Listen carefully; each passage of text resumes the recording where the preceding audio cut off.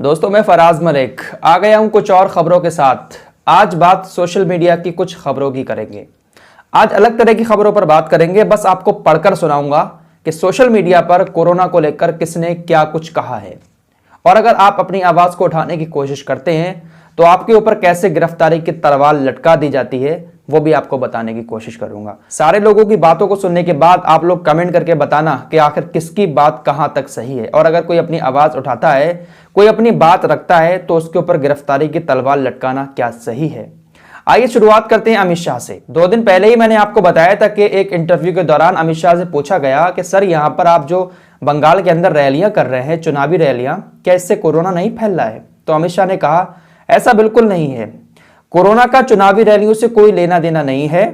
जिन राज्यों में चुनाव हुए हैं वहां पर कोरोना के केस बहुत कम हैं, और जिन राज्यों में चुनाव नहीं हुए हैं वहां पर आप देखिए कोरोना के केस कितने ज्यादा हैं। उन्होंने एग्जाम्पल दिया महाराष्ट्र का, उन्होंने एग्जाम्पल दिया दिल्ली का। उन्होंने कहा देखिए बंगाल के अंदर चुनाव है, वहां पर कोरोना कितना कम है, कितने कम केस आ रहे हैं।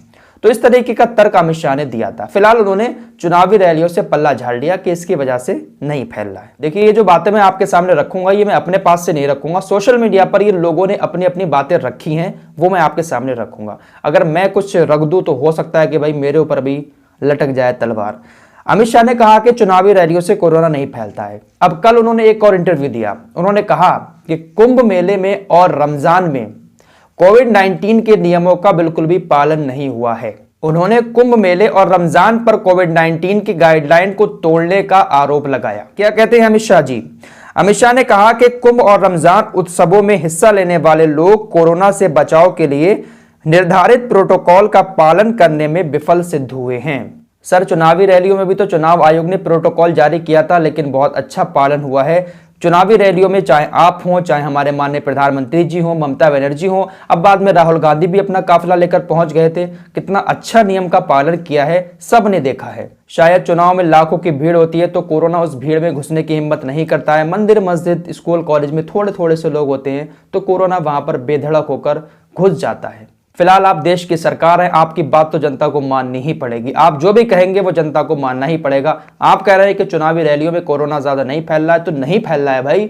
रमजान की वजह से और कुंभ की वजह से काफी सारा कोरोना फैला है, ठीक है? तो आप लोग रमजान की गाइडलाइन को अच्छे से फॉलो करें, चुनावी रैलियों पर बिल्कुल भी सवाल ना उठाएं। आइए अब चलते हैं सोशल मीडिया की तरफ। आपको बताइए कि भाई चारों तरफ लाशें बिछी हैं, हाहाकार मचा है देश के अंदर, और ऐसे में हमारे देश के अंदर आईपीएल भी बड़ा मस्ती के साथ हमारे देश के क्रिकेटर खेल रहे हैं। दिल्ली के अंदर एक नियम बना दिया गया है कि अगर आप अपनी कार में अकेले बैठकर भी जाते हैं, आपके शीशे भी बंद हैं, अगर आपने मास्क नहीं लगाया है तो आपका चालान काट देगी पुलिस। पब्लिक प्लेस बताया है आपकी पर्सनल कार को भी। अब ऐसे में दिल्ली के अंदर भी आईपीएल के मैच होना है। मुंबई में जहां इतना ज्यादा खतरनाक है कोरोना के हालात, वहां पर भी रोजाना सैकड़ों लोग स्टेडियम में बैठकर मैच देख रहे हैं और खेल भी रहे हैं। तो क्या इन लोगों को कोरोना का डर नहीं है? क्या सिर्फ गरीब आदमी के लिए ही कोरोना है? ये बात मैं नहीं कह रहा हूं, बल्कि सोशल मीडिया पर ऐसा चल रहा है। बॉलीवुड एक्टर कमाल खान, केआर के नाम से इनका ट्विटर अकाउंट है, अक्सर ये अपनी बात सोशल मीडिया पर रखते रहते हैं। इन्होंने 3 ट्वीट किए। पहले में लिखा, आज देश में चारों तरफ कोरोना से हाहाकार मचा है, लोग सड़कों पर बिना इलाज के मर रहे हैं। ऐसे में अमित शाह जी का बेटा क्रिकेट टूर्नामेंट करा रहा है और बेशरम क्रिकेटर्स खेलने में मस्त हैं। अमित शाह जी के बेटे बीसीसीआई के अध्यक्ष हैं, आप सभी लोग जानते हैं, और वही आईपीएल करा रहे हैं। तो सही बात लिखी है कि आज हाहाकार मचा हुआ है देश में। गरीब मजदूरों का एक बार फिर से पलायन शुरू हो चुका है, और ऐसे में आज भी मस्ती के साथ हमारे देश के क्रिकेटर क्रिकेट खेल रहे हैं। दूसरा कमेंट इन्होंने किया, गवर्नमेंट का सीधा फंडा है कि इलेक्शन भी होगा और कुंभ मेला भी होगा, लोग बचे या मरे। अब तीसरा ट्वीट जो इन्होंने किया है, इस पर जरा गौर देने वाली बात है। अंबानी, अडानी, टाटा, बिरला, कोई गया कुंभ में? कोई नहीं, केवल गरीब लोग ही जाते हैं कुंभ में स्नान करने, अपने पापों को धोने। तो कोरोना किसको हुआ? गरीबों को। मरा कौन? गरीब। मतलब सारी मुसीबतों के ठेके गरीब आदमी ने ही लिए हुए हैं। बिल्कुल सही बात लिखी है। अंबानी, अडानी जैसे लोग वहां पर पहुंचे नहीं पहुंचे। केआरके ने कहा कि वहां पर सिर्फ गरीब इंसान ही पहुंचा, गरीब इंसान ने स्नान किया, और बीमार भी गरीब इंसान होगा और मरेगा भी गरीब इंसान ही। केआरके की इन बातों से आप लोग कितना सहमत हैं, आप लोग कमेंट करके जरूर बताएं। आइए अब आपके सामने कॉमेडियन सुनील पाल की एक बात रखना चाहता हूं। उनकी एक वीडियो को लेकर काफी सारा विवाद हो गया। डॉक्टरों ने उनकी गिरफ्तारी की मांग कर दी। आखिर ऐसा सुनील पाल ने क्या कह दिया?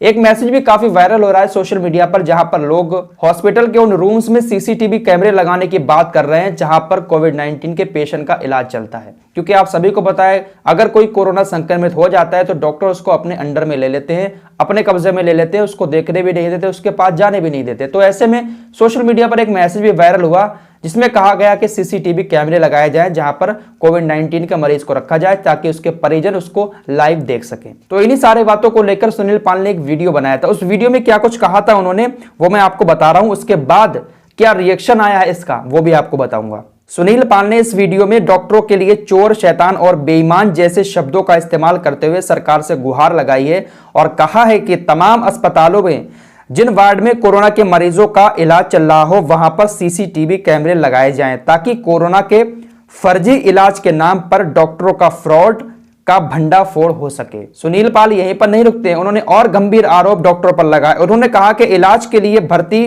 गरीब मरीजों के फर्जी इलाज से होने वाली मौत के बाद कोरोना के नाम पर उनके शवों को उनके परिजनों को नहीं सौंपा जाता है और इन डॉक्टरों द्वारा मानव अंगों की तस्करी की जा रही है। बड़ा गंभीर आरोप इन्होंने डॉक्टरों पर लगाया है कि मौत हो जाती है, उसके बाद परिजनों को शव नहीं सौंपा जाता है, गरीबों का मानव अंगों की तस्करी जैसे आरोप इन्होंने डॉक्टरों पर लगाए हैं। हालांकि इन्होंने वीडियो शुरू करने से पहले यह कह दिया था कि 90% डॉक्टर ऐसा कर रहे हैं, 10% डॉक्टर ऐसा नहीं कर रहे हैं। सुनील पाल के इस विवादित वीडियो के सामने आने के बाद एम्स के डॉक्टरों ने काफी आपत्ति जताई। एम्स के डॉक्टरों ने अमित शाह को टैग करते हुए सुनील पाल की गिरफ्तारी की मांग की। उन्होंने कहा कि हम सभी लोग अपनी कुर्बानी दे रहे हैं इस कोविड-19 के दौर में, सभी डॉक्टर मेहनत लगाकर, जी जान लगाकर काम कर रहे हैं। उसके बावजूद सुनील पाल ने इतना संगीन आरोप लगाया है, इसको तत्काल सलाखों के पीछे डालना चाहिए। फिलहाल एम्स के डॉक्टर सुनील पाल की गिरफ्तारी की मांग कर रहे हैं। इस विवाद के बाद जब सुनील पाल से बात की गई और उनसे कहा गया कि भाई एम्स के डॉक्टर तो आपकी गिरफ्तारी की मांग करने लगे, तब सुनील पाल ने क्या कहा, जरा सुनिएगा। उन्होंने कहा, मैंने वीडियो की शुरुआत में ही कहा है, 100 में से 90% डॉक्टर बेईमान, शैतान होते हैं। मैं सभी डॉक्टरों को बेईमान व शैतान तो नहीं कह रहा हूं। ऐसे में एम्स के डॉक्टरों को बुरा मानने की क्या जरूरत है? क्या वे मानते हैं कि उनका शुमार ऐसे 90% डॉक्टरों में है जिनकी गिनती 10% अच्छे डॉक्टरों में नहीं होती है? बड़ा अजीब तरीके से सुनील पाल ने जवाब दिया। फिलहाल ये मामला काफी ज्यादा बढ़ चुका है, अब देखना होगा कि सुनील पाल के साथ क्या होता है। फिलहाल उनका अभी भी यही कहना है कि मैं कम से कम ऐसे 10 लोगों को जानता था कि जिनकी कोरोना संक्रमण के चलते मौत हो गई। इसी बात से विचलित होकर मैंने इस तरह का वीडियो बनाने का फैसला किया। अगर डॉक्टरों को लगता है कि मैं अपने वीडियो के लिए उनसे माफी मांगूं तो ऐसा बिल्कुल नहीं है, मैं माफी नहीं मांगूंगा, मैं गिरफ्तारी देने के लिए तैयार हूं। उन्होंने कहा, माफी नहीं मांगूंगा, मैं गिरफ्तारी देने के लिए तैयार हूं, मैंने कोई गलत बात नहीं कही है। आप सीसीटीवी कैमरे लगाइए जहां पर कोरोना के मरीजों का इलाज चल रहा है। इस तरीके की बातों को लेकर मैं गिरफ्तारी देने को तैयार हूं, लेकिन माफी नहीं मांगूंगा। देखते हैं अब क्या होता है। फिलहाल सुनील पाल की इन बातों से आप लोग कितना सहमत हैं, कमेंट करके आप लोग भी अपनी राय जरूर दें।